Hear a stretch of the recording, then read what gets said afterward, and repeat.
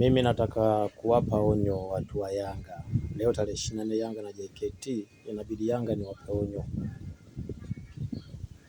Leo tarehe 24 Yanga na JKT, nawapa onyo watu wa Yanga. Ni kwamba mtu yoyote yule wa Yanga kwanza asikasirike, na wala mtu wa Simba asikasirike. Nawapa onyo watu wa Yanga. Onyo hii hapa. Leo tarehe 24 mwezi wa 8 2026 ndio Yanga na JKT anacheza.